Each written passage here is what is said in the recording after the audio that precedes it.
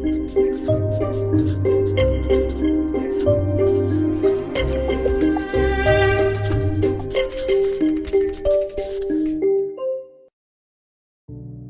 has revealed what is to take place in the last days, that His people may be prepared to stand against the tempest of opposition and wrath.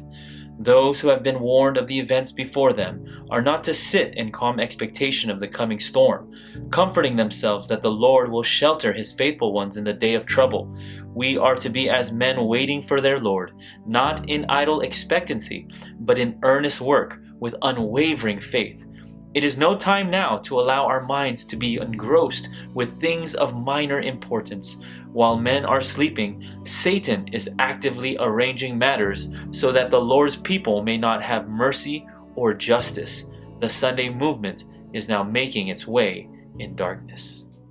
Satan is working all avenues because he knows that his time is running out. Church and state merging in the U.S., the ecumenical movement, music and celebrities, also pointing to a false revival and a Sunday observance. Wars and rumors of wars. Men's hearts are failing and waxing cold. Natural disasters, so frequent. And climate change. And the list goes on and on and on. Back at the end of September, 7 million people were protesting for climate change all over the world. This was led by youth activist Greta Thunberg. Remember that this movement is linked and is pushing for the Sunday law. I went over this in the last special update episode. If you missed it, please click on the link above. Well, it's not over yet. Because this is only the beginning.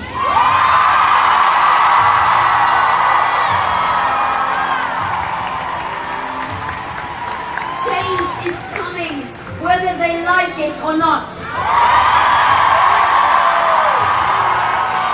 Greta Thunberg has now left the US, and she left a message for us to vote. Not only that, but her movement has left the impressions to so many to push for the Sabbath. Remember that Greta Thunberg is linked to the Laudato Si, linked with the Pope's agenda, as we've seen from the previous episode that I presented to you. And let's see what's going on recently. The Pope is calling for an ecological sin to be added to the doctrines and teachings of their faith.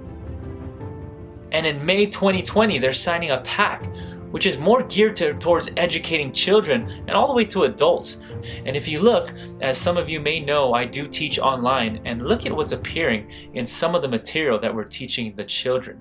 Yes, even to the children, we're teaching about climate change, about global warming. And at the same time, Greta Thunberg and the millions of people that are behind her, that are being led by her, are leading us to return to the Sabbath. But which Sabbath? It's the Sunday law, the Sunday enforcement. The strikes are still happening and work still needs to be done. That's why City Exodus will be at the youth rally in Tucson, Arizona at the Presidio Park, December 6th from 2:30 to 5:30, doing interviews with the youth and giving them information and literature. We know the hour that we're in, saints. Let's work while we still have an opportunity, for our salvation draweth near. We hope to see you there. Be blessed and be a blessing.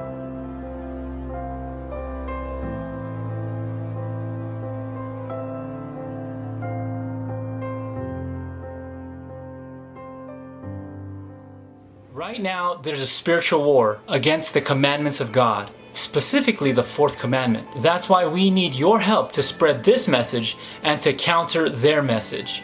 You can do this by joining us out on the field, or donating to our ministry, or by going out with others in other places to spread these messages of truth. Because when God says remember to keep the Sabbath, it isn't a suggestion, it's a commandment. We know the time of trouble is coming, and our opportunity might slip away. So I encourage you, brethren, to work, for the night is coming.